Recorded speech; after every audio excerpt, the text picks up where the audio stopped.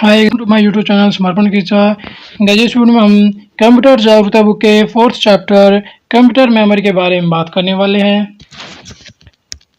इसके अंतर्गत जो है मेमोरी के टाइप्स एंड जो कंप्यूटर जो क्लाउड होते हैं उन सभी के बारे में बात करेंगे। एंड जो मेमोरी की जो जो इकाई होती है, मतलब जैसे बाइट, टेराबाइट, किलोबाइट, ये जो जितनी भी यूनिट्स हैं इन सभी के बारे में बात करने वाले हैं। इसी के साथ साथ जो क्लाउड कंप्यूटिंग की जो सर्विस होती है उसके बारे में भी जो है बात करेंगे। पहले बात करते हैं कंप्यूटर की मेमोरी।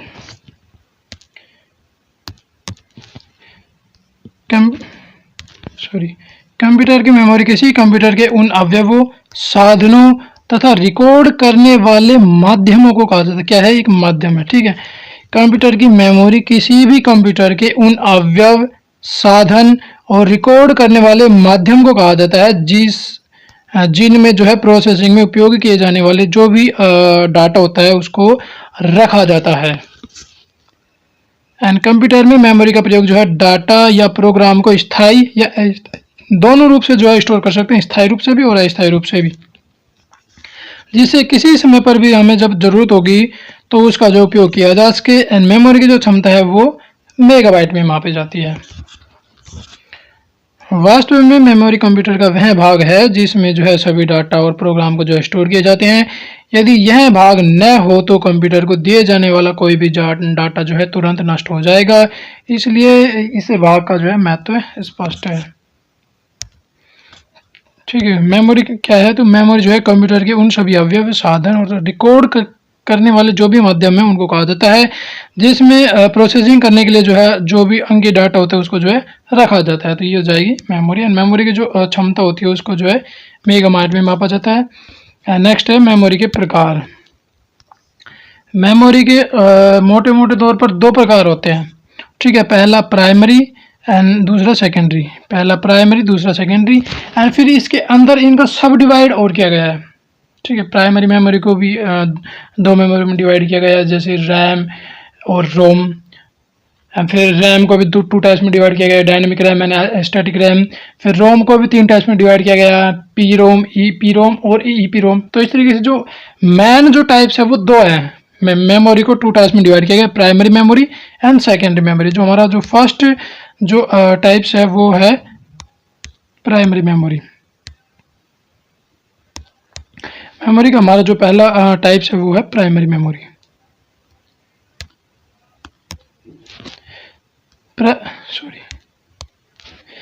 प्राइमरी मेमोरी को जो है आंतरिक मेमोरी भी कहा जाता है। और ये जो है सीपीयू जो होता है उसके साथ ही होती है या अटैच होती है, उसी के अंतर्गत या कहीं किसी का ही भाग होती है। एंड प्राइमरी मेमोरी में जो है किसी भी समय चल रहे प्रोग्राम तथा उनके जो भी इनपुट आउटपुट डाटा है उसको कुछ समय के लिए जो है स्टोर किया जाता है। एंड इस मेमोरी का आकार जो है सीमित होता है, परंतु इसकी गति बहुत ही तेज होती है, जिससे जब भी किसी डाटा को जरूरत हो तो इसमें से तुरंत लिया जा सके। प्राइमरी मेमोरी को जो है आंतरिक मेमोरी कहा जाता है। एंड ये इसमें जो है जो भी डाटा जो स्टोर किया जाता है वो कुछ ही समय के लिए होता है और इसकी जो गति है बहुत ही तेज होती है। जिससे जब भी कंप्यूटर चलाने के टाइम जब भी किसी भी डाटा की जरूरत होगी तो तुरंत इसमें से जो है लिया जा सके। अब बात करते हैं प्राइमरी मेमोरी के टाइप्स की। प्राइमरी मेमोरी को भी जो है 2 टाइप्स में डिवाइड किया जाता है। फर्स्ट इसमें है random access memory. Primary memory को जो है 2 टाइप्स में डिवाइड किया गया। फर्स्ट इसमें है रैंडम एक्सेस मेमोरी, जिसको रैम भी कहा जा सकता है। ठीक है। इसको क्या कहेंगे? रैम यहाँ पे देख सकते हैं। रैम की फुल फॉर्म क्या है? Random access memory. ये हो जाएगी रैम की full form. And random access memory जो है एक चिप की तरह होती है जो मेटल ऑक्साइड सेमीकंडक्टर, ये जो रैम होती है किससे बनी होती है? तो रैम जो है मेटल ऑक्साइड सेमीकंडक्टर से बनी होती है। एंड रैम की फुल फॉर्म आपको पता ही है, रैंडम एक्सेस मेमोरी। रैम में उपस्थित जो भी सूचनाएं होती हैं वो सारी की सारी अस्थायी होती है। ठीक है। रैम में जो भी डाटा होता है वो अस्थायी होता है और जैसे ही कंप्यूटर की जो भी लाइट होती है वो बंद करेंगे, विद्युत सप्लाई बंद करेंगे, तो वैसे ही कंप्यूटर की जो भी सूचना या डाटा है वो नष्ट हो जाता है। अर्थात रैम जो है एक वोलेटाइल मेमोरी है। तो रैम किस तरह की मेमोरी है? तो रैम जो होती है रैंडम एक्सेस मेमोरी, ये एक वोलेटाइल मेमोरी है। फिर नेक्स्ट, रैम का उपयोग जो है डाटा को स्टोर करने तथा उसमें जो है उपस्थित डाटा को पढ़ने के लिए किया जाता है। अब रैम के भी टू टाइप्स होते हैं, ठीक है। रैम के भी टू टाइप्स होते हैं। इसमें फर्स्ट है, रैम का जो फर्स्ट टाइप्स है वो है डी रैम, जिसको डायनेमिक रैम के रूप में भी जाना जाता है, ठीक है। रैम का फर्स्ट टाइप्स, रैम का जो फर्स्ट टाइप है उसको वो है डायनेमिक रैम यानी कि D RAM. D dynamic RAM मतलब इसे डी रैम भी कहा जाता है। और डी रैम जो है चिप के स्टोरेज सेल परिपथों में एक ट्रांजिस्टर लगा होता है, ठीक है। डी रैम चिप के स्टोरेज सेल परिपथों में एक ट्रांजिस्टर लगा होता है जो ठीक उसी प्रकार कार्य करता है जिस प्रकार कोई ऑन ऑफ स्विच कार्य करता है। और इसमें एक कैपेसिटर भी लगा होता है जो एक विद्युत चार्ज को जो है स्टोर करता है। ये जो डायनेमिक रैम होती है डी रैम, इसमें एक कैपेसिटर होता है और एक ट्रांजिस्टर लगा होता है। और ये जो है ऑन ऑफ स्विच की तरह ही कार्य करता है और इसमें जो है विद्युत चार्ज को जो है स्टोर किया जाता है। ये होती है डी रैम। फिर इसके बाद हमारा जो सेकंड टाइप्स है वो है एस रैम, या कहेंगे जिसको स्टैटिक रैम के रूप में भी जो है जाना जा सकता है, एस रैम। ये जो है डायनेमिक रैम से जो है काफ़ी मतलब मतलब बहुत अच्छा होता है और महंगा भी होता है। इसे जो है एस रैम के रूप में इसे जो है एस रैम के रूप में जो है जाना जाता है। एंड इसमें डाटा तब तक संचित रहता है जब तक विद्युत सप्लाई ऑन रहती है, ठीक है। एस रैम में जो है डाटा तब तक सप्लाई होता है जब तक लाइट जो है ऑन रहती है। स्टैटिक रैम में स्टोरेज सेल परिपथों में एक से अधिक ट्रांजिस्टर जो है लगे होते हैं। उसमें डी रैम में सिर्फ एक ट्रांजिस्टर था और इसमें जो है एक से अधिक ट्रांजिस्टर लगे होते हैं। इसमें जो है कैपेसिटर नहीं लगा होता, तो ये ध्यान रखना, इसमें कैपेसिटर नहीं होता है। और डी रैम में कैपेसिटर लगा हुआ था। डी रैम में तो कैपेसिटर लगा होता है डायनेमिक रैम, एंड स्टैटिक जो रैम होता है इसमें कैपेसिटर नहीं होता है। एंड इसमें एक ट्रांजिस्टर होता है और इसमें एक से ज़्यादा। एंड स्टैटिक जो रैम होती है एस रैम, ये इसका उपयोग जो है अधिकतर कैश मेमोरी की तरह ही किया जाता है। एंड डायनेमिक रैम जो है स्टैटिक रैम की तुलना में बहुत महंगी होती है। स्टैटिक रैम जो है डायनेमिक रैम की तुलना में महंगी होती है। मतलब महंगी कौन सी होती है? महंगी होती है एस रैम।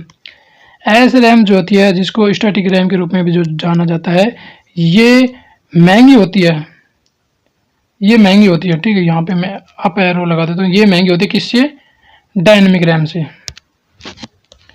नेक्स्ट, ये था हमारा रैम। एंड सेकंड जो उसका हम पढ़ रहे थे प्राइमरी मेमोरी। प्राइमरी मेमोरी का फर्स्ट टाइप था रैम। फिर रैम टू टाइप्स देखे हमने। अब प्राइमरी मेमोरी का जो सेकंड टाइप है वो है रोम, ठीक है। प्राइमरी मेमोरी का सेकंड टाइप है रोम। एंड रोम के भी टाइप्स देखेंगे। पहले एक बार रोम के बारे में बात कर लेते हैं।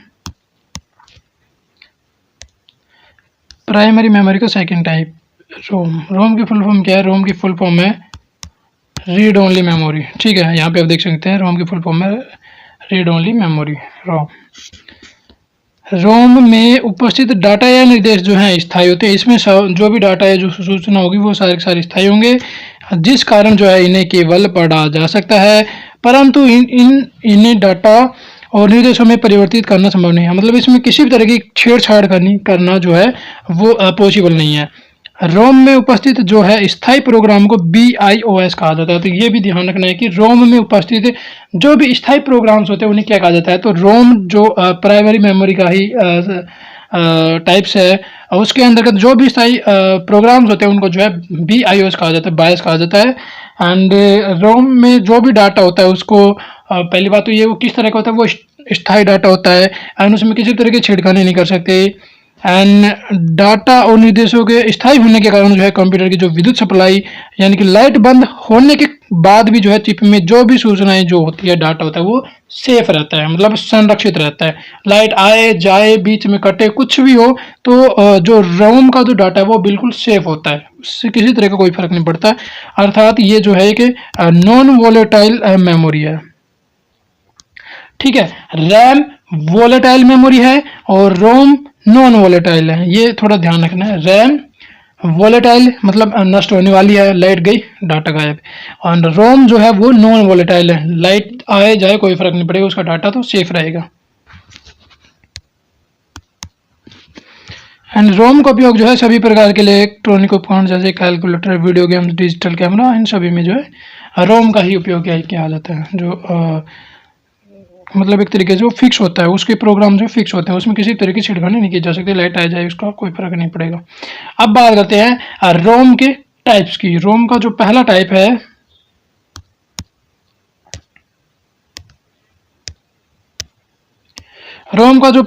वो है पी रोम।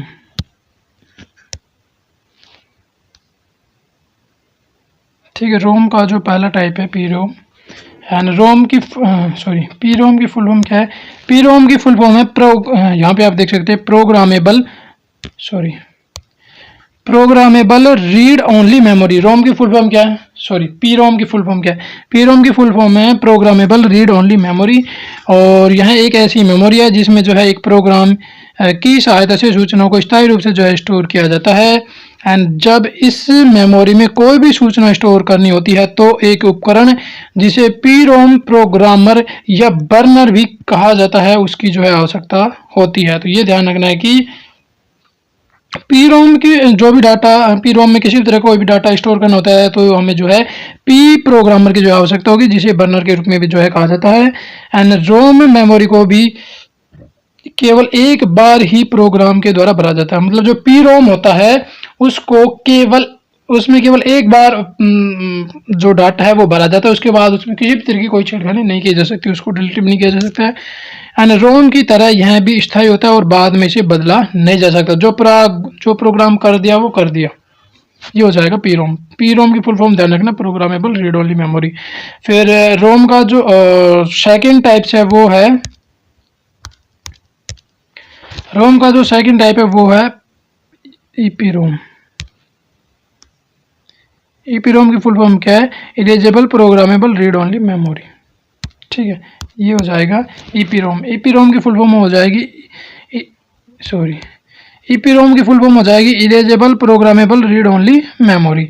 एंड यह एक ऐसी पी रोम मेमोरी है, मतलब है तो पी रोम बट ये ऐसी है कि इसकी डाटा को इरेज करके नए डाटा को जो है भरा जा सकता है।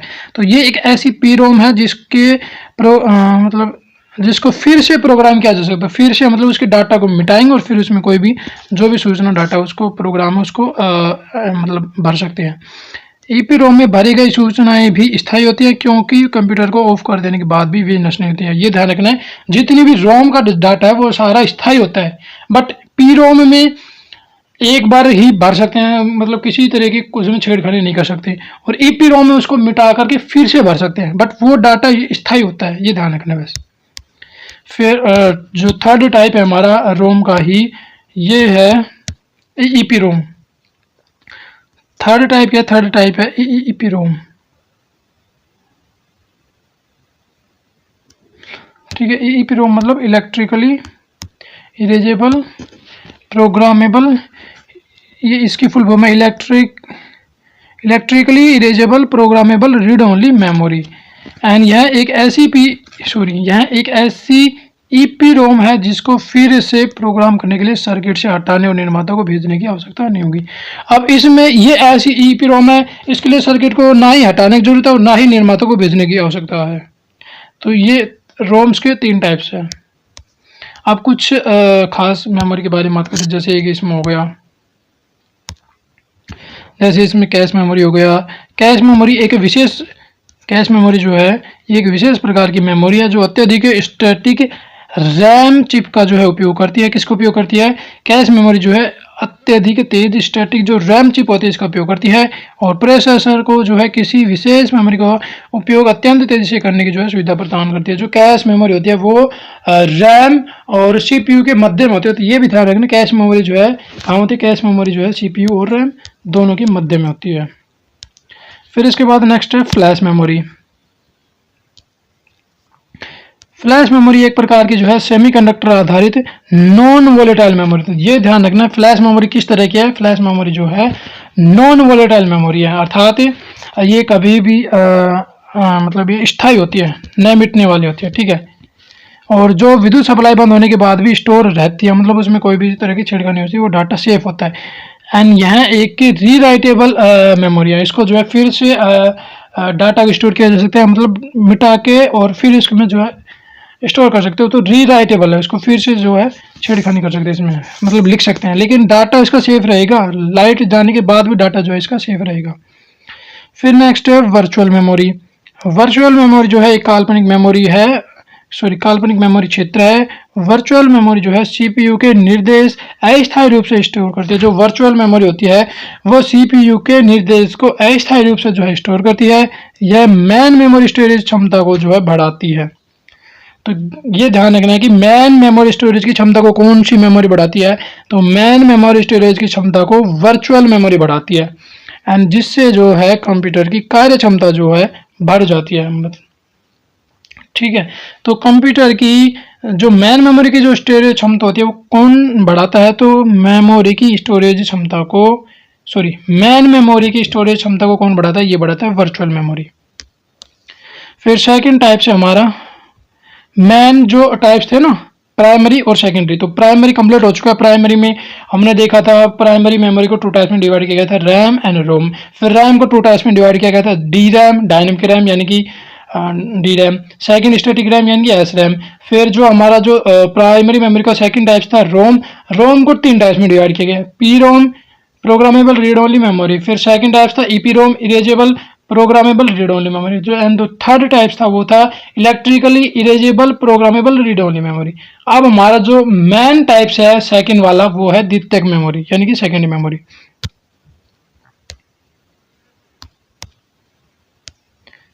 सॉरी, जो हमारा जो मेन सेकंड टाइप है वो है secondary memory.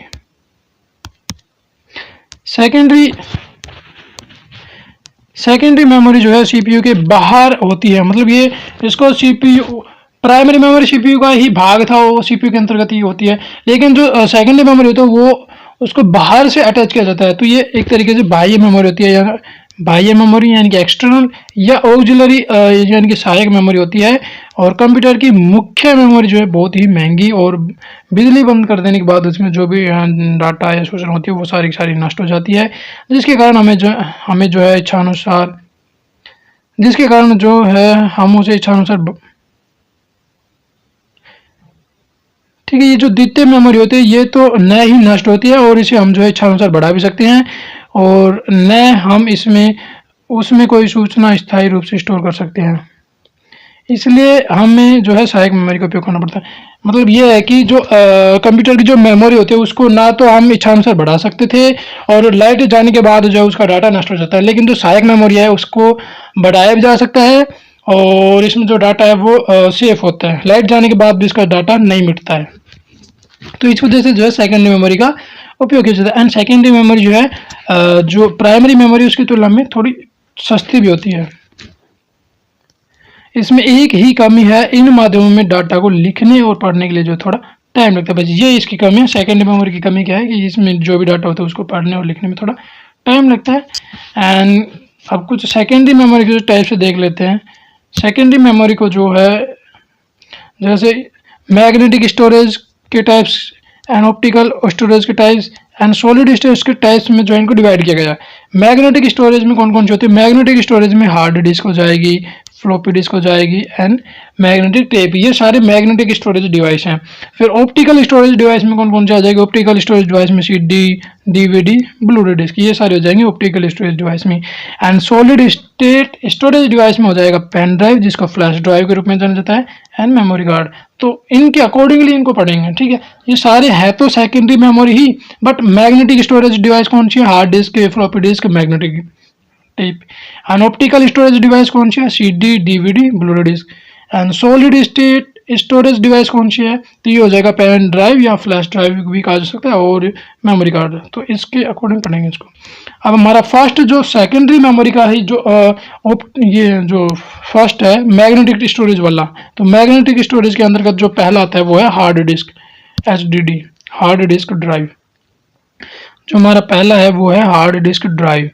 Hard disk drive को जो है फिक्स्ड डिस्क भी कहा जाता है। तो ये भी ध्यान रखना है कि हार्ड डिस्क ड्राइव को क्या कहा जाता है? तो हार्ड डिस्क ड्राइव को जो है फिक्स्ड डिस्क भी कहा जाता है। एंड इसकी गति जो है 3600 चक्र प्रति मिनट होती है और ये कई आकार और क्षमताओं में जो है मिलती है, लेकिन इनकी जो है बनावट एंड कार्य प्रणाली जो है वो लगभग सेम ही होती है।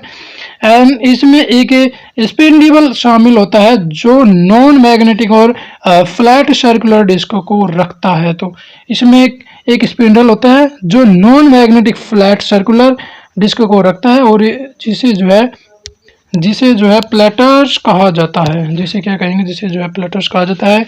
एंड प्रत्येक प्लेटर के लिए जो है 2 रीड राइट हेड की जो है आवश्यकता होती है, जो प्लेटर से सूचना को पढ़ने तथा लिखने के लिए जो है इसका उपयोग किया जाता है। आप यहाँ देख सकते हैं ये ट्रैक है और अंदर जो इसके अंतर्गत ये जो है ये सेक्टर्स हैं, इसके बिल्कुल अंदर ये सेक्टर है।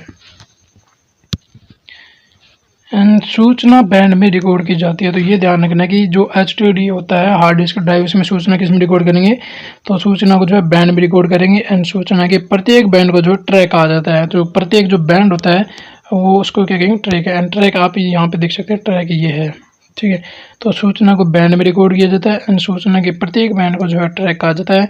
एंड प्रत्येक प्लेटर के पास जो है समान नंबर के ट्रैक्स होते हैं तथा ट्रैक स्थान जो सभी प्लेटर्स को आर पार काट देते हैं। यहाँ पे जो आर पार काट रहे हैं उन्हें जो है सिलेंडर कहा जाता है। ट्रैक 0 जो है सबसे भीतरी ट्रैक होता है और ट्रैक को पाई आकार वाले वर्गों में जो है विभाजित किया जाता है, जिन्हें सेक्टर्स कहा जाता है, ठीक है। फिर जो सेकंड जो टाइप है हमारा, फर्स्ट हो गया सेकेंडरी मेमोरी के अंतर्गत हमारा जो मैग्नेटिक वाला था, पहला जो मैग्नेटिक वाला है उसके अंतर्गत हमारा हो गया हार्ड डिस्क। फिर दूसरा है फ्लॉपी डिस्क, दूसरा हमारा है फ्लॉपी डिस्क। फ्लॉपी डिस्क को जो है FD भी कहा जाता है। एंड फ्लॉपी डिस्क जो है एक वर्ताकार डिस्क होती है जिसके दोनों ओर एक चुंबकीय पदार्थ का जो है लेप चढ़ा होता है।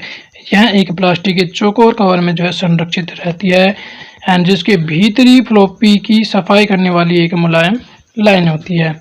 फ्लॉपी डिस्क को जो है डिस्किटी फ्लॉपी या केवल डिस्क के नाम से भी जाना जाता है। ये ध्यान रखना है, फ्लॉपी डिस्क को डिस्किटी भी कहा जाता है, ठीक है। फ्लॉपी डिस्क को क्या कहा जाता है, फ्लॉपी डिस्क को डिस्किटी फ्लॉपी या केवल डिस्क के रूप में भी जो है जाना जाता है। एंड फ्लॉपी डिस्क जो है 3 आकार में आती है, 8 इंच, 5 सही 1/4 इंच एंड 3 सही 1/2 इंच। तो ये जो है इसके आकार है, 8 इंच, 5 सही 1/4 इंच एंड 3 सही 1/2 इंच। ये सारी जो है फ्लॉपी डिस्क के जो है साइजेज है। एंड फ्लॉपी डिस्क पर जो है कोई भी सूचना लिखने या उसे पढ़ने के लिए जो है एक विशेष उपकरण की जो है आवश्यकता होती है, जिसे जो है फ्लॉपी डिस्क ड्राइव यानी कि FDD कहा जाता है, फ्लॉपी डिस्क ड्राइव। एंड जो हमारा जो थर्ड जो टाइप्स था सेकेंडरी मेमोरी का मैग्नेटिक स्टोरेज जो डिवाइस थी, उसी के अंतर्गत थर्ड टाइप्स आता हमारा मैग्नेटिक टेप। ये मैग्नेटिक टेप ये फाइलों का बैकअप लेने के लिए जो है बहुत सुरक्षित और सबसे सस्ते साधन माने जाते हैं। चुंबकीय टेप जो है काफ़ी धीमा होता है क्योंकि यह एक क्रमिक माध्यम से जो है क्रमिक माध्यम है और इसका अर्थ यह है कि इसमें जो है डाटा लिखने पढ़ने का कार्य एक सिरे से दूसरे सिरे तक क्रमशः ही किया जाता है। हम बीच में से लिखना पढ़ना शुरू नहीं कर सकते। मैग्नेटिक टेप पर डाटा पढ़ने या लिखने का कार्य जो एक उपकरण के माध्यम से किया जाता है, जिसे टेप ड्राइव कहा जाता है, ठीक है। HDD में हो जाएगा हार्ड डिस्क ड्राइवर और FD में हो जाएगा floppy disk drive and magnetic tape में हो जाएगा टेप ड्राइव। फिर इसके बाद हमारा इसी के अंदर फिर ये आता है ऑप्टिकल के अंतर्गत कॉम्पैक्ट डिस्क, जिसको CD के रूप में जाना जाता है। ये ऑप्टिकल के अंतर्गत कॉम्पैक्ट डिस्क की मतलब CD की फुल फॉर्म है कॉम्पैक्ट डिस्क। यह एक विशेष प्रकार की डिस्क होती है जिस पर डाटा प्रायः एक बार ही जो है लिखा जाता है और फिर उसे कितने भी बार पढ़ सकते हैं। कॉम्पैक्ट डिस्क एक प्रकार की रीड ओनली मेमोरी ही है और इसमें जो है प्रायः ऐसी सूचना स्टोर की जाती है जो स्थायी प्रकृति की होती है, जिनकी आवश्यकता बार बार हमें पड़ती रहती है। तो CD की full form compact disc and ये एक तरह की रोम मेमोरी ही है। एंड CD को जो है 3 टाइप्स में डिवाइड किया जाता है। जो कॉम्पैक्ट डिस्क होती है वो 3 तरह की होती है। पहला है CD-ROM, CDR and CDRW। CD-ROM होता है compact disc read only memory, CDR होता है compact disc recordable and CDRW होता है कॉम्पैक्ट डिस्क री राइटेबल। तो ये CD को जो 3 टाइप्स में डिवाइड किया जाता है। एंड फिर हमारा ऑप्टिकल जो स्टोरेज डिवाइस थी उसी के अंतर्गत आता है DVD। DVD मतलब डिजिटल वर्साटाइल डिस्क या डिजिटल वीडियो डिस्क, एक ही बात है, ठीक है। डिजिटल वीडियो डिस्क CD का एक अन्य विकसित रूप है, ये CD का ही एक अन्य मतलब विकसित रूप है। एंड इसकी स्टोरेज क्षमता जो है वो 2 गीगाबाइट यानी 2 GB से भी अधिक हो सकती है। इस पर डाटा लिखने या उसे पढ़ने के लिए जो है एक विशेष ड्राइव की जो है आवश्यकता होती है, जिसे DVD ड्राइव कहा जाता है। एंड इसे जो है डिजिटल वर्साटाइल डिस्क के रूप में जाना जाता है। मैंने जस्ट अभी बात ही की थी, जो DVD है इसको डिजिटल वीडियो डिस्क या डिजिटल वर्साटाइल डिस्क दोनों ही रूप में जो है जाना जाता है। एंड इसका जो मुख्य उपयोग है वो वीडियो डाटा को स्टोरेज करना। डिजिटल वीडियो डिस्क का आकार कॉम्पैक्ट डिस्क के समान ही होता है। जो DVD है इसका आकार CD के समान ही होता है, लेकिन ये जो है 6 गुना अधिक तक जो है स्टोर कर सकते हैं। तो DVD और CD का आकार लगभग समान होता है, लेकिन DVD ज़्यादा स्टोर करते हैं। और कितना तक करते हैं, तो ये CD के 6 गुना तक जो है स्टोर कर सकते हैं। एंड DVD को भी जो है 3 भागों में डिवाइड किया जाता है, DVD-ROM, DVD-R, DVD-RW। DVD-ROM की फुल फॉर्म हो जाएगी digital video disc read only memory, DVD-R की फुल फॉर्म हो जाएगी digital video disc recordable and DVD-RW की फुल फॉर्म हो जाएगी digital video disc rewritable. तो ये है। इसके बाद फिर नेक्स्ट है हमारा ब्लू-रे डिस्क। ब्लू-रे डिस्क जो है ये भी ऑप्टिकल स्टोरेज डिवाइस के अंतर्गत ही आता है। इसमें नेक्स्ट है ब्लू-रे डिस्क। ब्लू-रे डिस्क भी जो है ऑप्टिकल स्टोरेज डिवाइस के अंतर्गत आता है। ब्लू-रे डिस्क इसको BD के रूप में भी जो है जाना जाता है। यह एक ऑप्टिकल स्टोरेज माध्यम है एंड जिसे जो है DVD का ही मानक रूप माना जा सकता है, ठीक है। जिसे मानक DVD प्रारूप का स्थान लेने के लिए बनाया गया है। सॉरी, ब्लू-रे डिस्क का नाम जो है इसे पढ़ने में प्रयुक्त नीली बैंगनी लेजर से जो है लिया गया है। ब्लू-रे डिस्क का नाम जो है इसे पढ़ने में जो भी मतलब इस पर जो है ब्लू रंग की किरण पड़ती है, तो उसी का कारण जो इसका ब्लू-रे डिस्क का नाम जो है दिया गया है। एंड मुख्य रूप से इसका प्रयोग जो है उच्च परिभाषा वाले वीडियो, ठीक है, BD की बात करें, ब्लू-रे डिस्क का उपयोग किस में करेंगे, तो इसका उपयोग जो है उच्च परिभाषा वाली video, PlayStation 3, video game store और इन सभी में जो है इसका उपयोग किया जाता है। एंड ब्लू-रे डिस्क को भी जो है ब्लू-रे डिस्क को जो है 4 टाइप में डिवाइड किया गया है। फर्स्ट है BD-ROM, सेकंड है BD-R एंड थर्ड है BD-RW।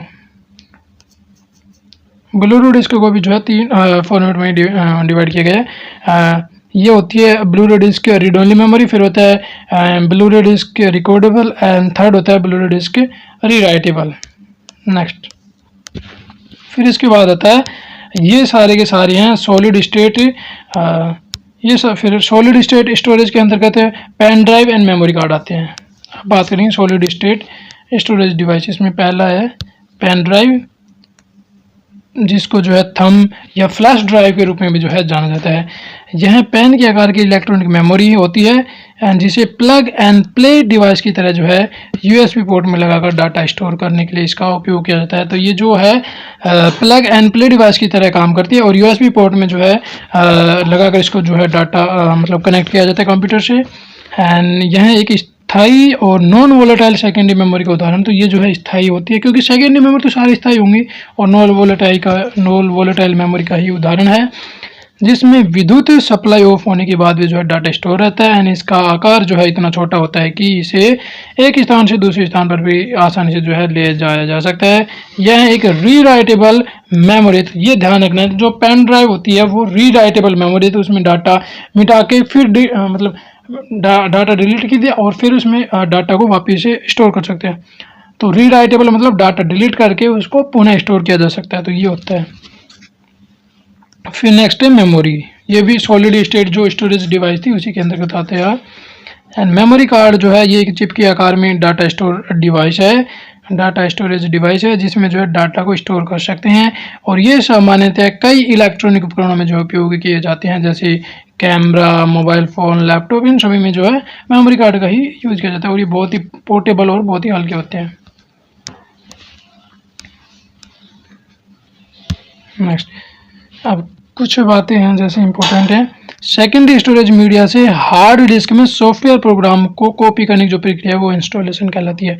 ठीक है, जो द्वितीयक मेमोरी में जो भी कोई भी डाटा है तो उसको हार्ड डिस्क में कॉपी करने की जो प्रक्रिया है वो इंस्टॉलेशन कहलाती है। तो ये भी थोड़ा इंपॉर्टेंट था। नेक्स्ट, स्टोरेज डिवाइस का जो मुख्य फोल्डर होता है, स्टोरेज डिवाइस का मुख्य फोल्डर क्या कहलाता है, वो रूट डायरेक्टरी कहलाता है।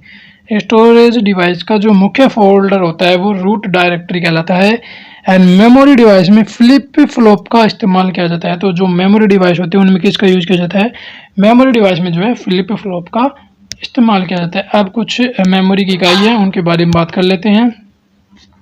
ठीक है, एक बिट में जो है 2 डिजिट होते हैं, जो 2 बाइनरी डिजिट होते हैं, 0 और 1। एंड जो 4 बिट होता है उसमें 1 निबल होता है। तो 4, ये क्वेश्चन इस तरीके से बनेगा, 4 बिट्स में क्या होता है, तो 4 बिट्स में या 4 बिट्स किसके बराबर होता है, तो 1 निबल के बराबर होता है। एंड 8 बिट्स किसके बराबर होता है, 8 बिट्स जो है 1 बाइट के बराबर होता है। 8 बिट्स मिलकर जो है 1 बाइट बनाते हैं। एंड फिर 1024 जो बाइट्स मिलते हैं तब 1 किलोबाइट बनता है, 1 KB। फिर 1024 KB मिलकर के जो है 1 मेगाबाइट यानी कि 1 MB बनाते हैं। 1024 मेगाबाइट से मिलकर के जो है 1 गीगाबाइट यानी कि 1 GB बनता है। एंड 1024 गीगाबाइट यानी कि 1024 GB से मिलकर के 1024 GB से मिलकर के 1 TB यानी कि 1 टेराबाइट बनता है।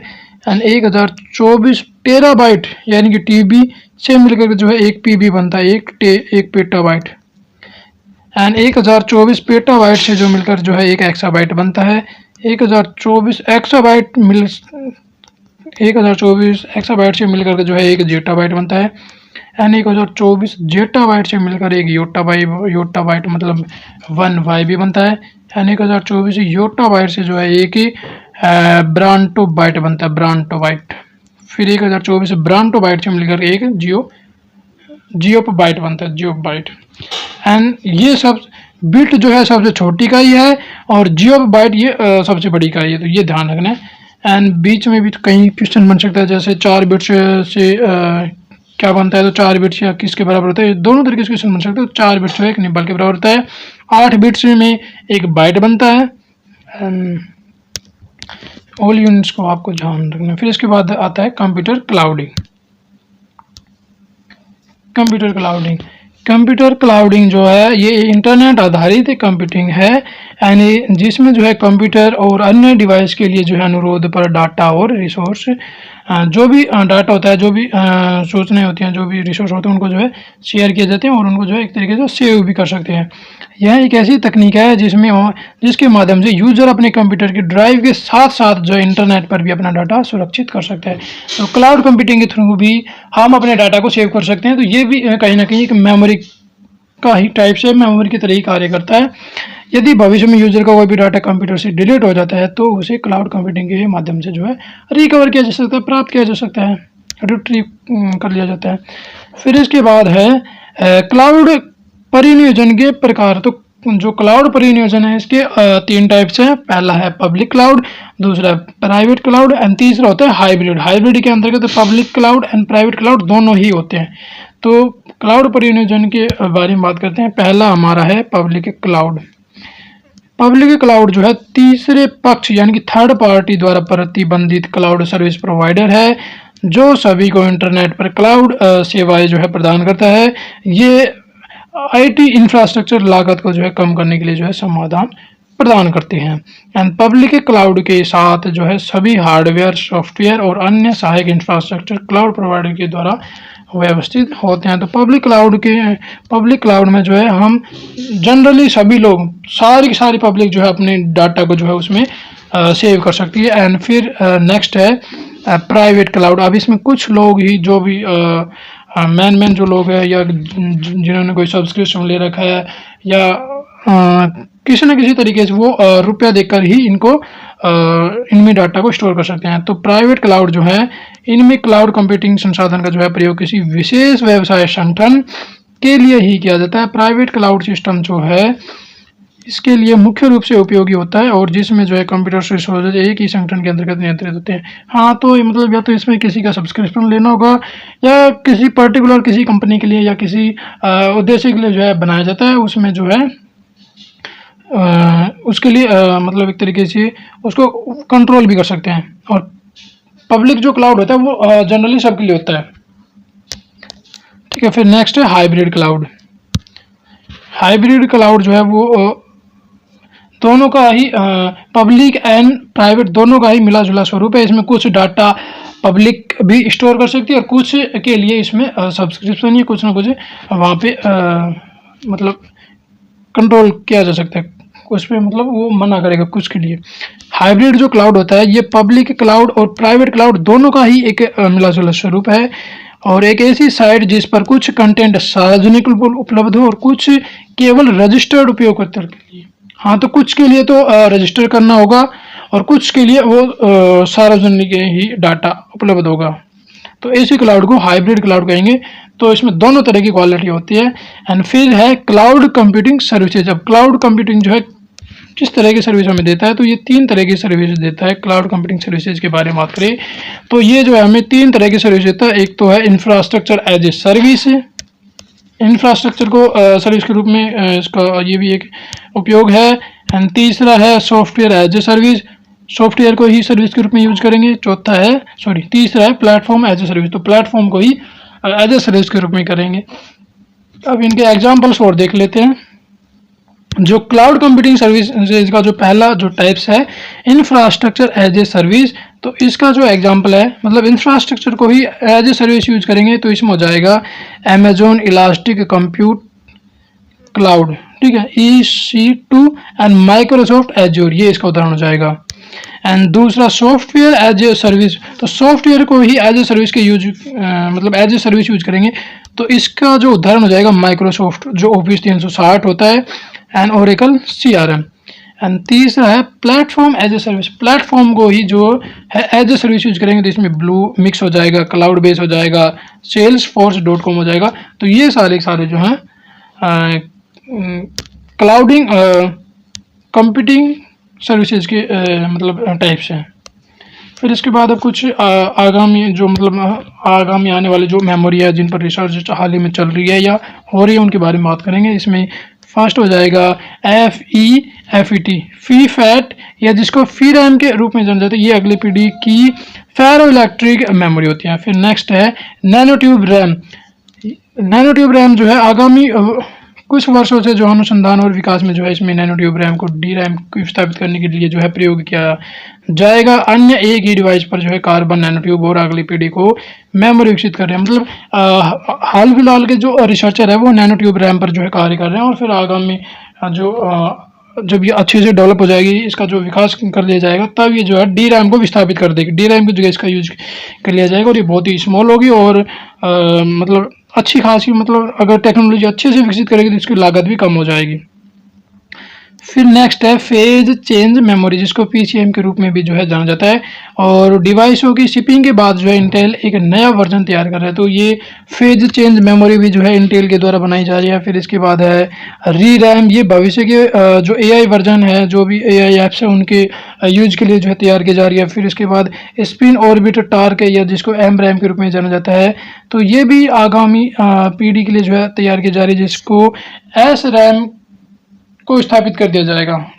तो ये सारी जो है मेमोरी थी गाइस, हमने जो है मेमोरी देखी, मेमोरी के टाइप्स देखे, मेमोरी को जो 2 टाइप्स में मेजरली मोटे तौर पर 2 टाइप्स में डिवाइड किया जाता है, प्राथमिक मेमोरी एंड द्वितीयक मेमोरी। अब इनके अंदर सब डिवाइड और किया जाता है। प्राथमिक मेमोरी को 2 टाइप्स में डिवाइड किया जाता है, रैम एंड रोम।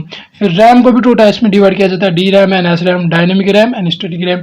फिर रोम को 3 टाइप्स में डिवाइड किया जाता है, PROM, EPROM एंड EEPROM। रोम की फुल फॉर्म हो जाएगी रीड ओनली मेमोरी, रैम की फुल फॉर्म हो जाएगी रैंडम एक्सेस मेमोरी। फिर रोम का जो पहला टाइप्स है PROM, उसकी फुल फॉर्म हो जाएगी programmable read only memory. ROM का जो सेकंड टाइप्स है उसकी फुल फॉर्म हो जाएगी मतलब सेकंड टाइप से EPROM, EPROM की फुल फॉर्म हो जाएगी erasable programmable read only memory. ROM का जो थर्ड टाइप है EEPROM, वो हो जाएगा electrically erasable programmable read only memory.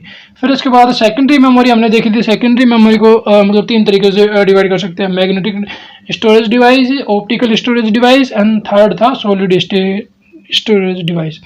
Magnetic storage device के अंतर्गत hard disk, floppy disk and magnetic disk, इन तीनों के बारे में बात की थी। फिर ऑप्टिकल स्टोरेज डिवाइस के अंतर्गत सीडी, डीवीडी, ब्लूटूथ डिस्क, इन तीनों की बात की थी। And solid state storage device के अंतर्गत पेन ड्राइव, जिसको फ्लैश ड्राइव के रूप में जाना जाता है, एंड मेमोरी, इनकी बात की थी। फिर हमने मेमोरी की यूनिट देखी थी। फिर हमने क्लाउड परिनियोजन देखा। क्लाउड परिनियोजन जो है 3 तरीके से किया जा सकता है, public cloud, private cloud and hybrid cloud. Public cloud में हमने पढ़ा था कि पब्लिकली जो हम डाटा को स्टोर सेव कर सकते हैं, एंड प्राइवेट क्लाउड में कुछ ही फॉर्म्स के द्वारा डाटा को जो स्टोर किया जाता है, उसमें कुछ ना कुछ या तो उसमें रजिस्टर करना होगा या उसके लिए सब्सक्रिप्शन लेना होगा। एंड हाइब्रिड क्लाउड जो है वो दोनों का ही मिला स्वरूप है, उसमें कुछ डाटा जनरली या पब्लिकली सेव कर सकते हैं, पब्लिकली देख सकते हैं, और कुछ डाटा जो है उसके लिए रजिस्टर करना होगा या सब्सक्रिप्शन लेना होगा, इस तरीके से। एंड फिर हमने पढ़ा था cloud computing services. Cloud computing services जो है 3 तरीके होते हैं।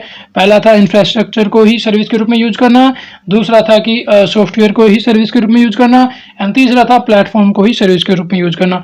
इंफ्रास्ट्रक्चर एज ए सर्विस का एग्जाम्पल पढ़ा था हमने, Amazon elastic compute cloud and Microsoft Azure. फिर सेकंड था सॉफ्टवेयर एज ए सर्विसेज का एग्जांपल पढ़े थे हमने, Microsoft Office 360 and Oracle CRM. फिर थर्ड टाइप्स था platform as a service. Platform को ही जब सर्विस के रूप में यूज करेंगे तो इसके एग्जांपल थे ब्लूमिक्स, क्लाउड बेस एंड salesforce.com। तो ये सारे जो है क्लाउड कंप्यूटिंग सर्विसेज के मतलब जो थर्ड था ना प्लेटफॉर्म एज ए सर्विस, इसका ही एग्जाम्पल थे। गाइज अगर आपको हमारी वीडियो अच्छी लगे तो लाइक, कमेंट एंड शेयर जरूर कीजिएगा। एंड अगर आपको किसी भी तरह की कोई भी डाउट हो, कोई भी क्वेरी हो, तो हमें कमेंट बॉक्स में जो है ज़रूर बताइएगा। एंड गाइज कंप्यूटर से रिलेटेड जो भी हमने चैप्टर्स कराए हैं उनकी लिंक जो है मैं डिस्क्रिप्शन बॉक्स में दे दूँगा, आप वहाँ से जो उनको जो है देख सकते हैं।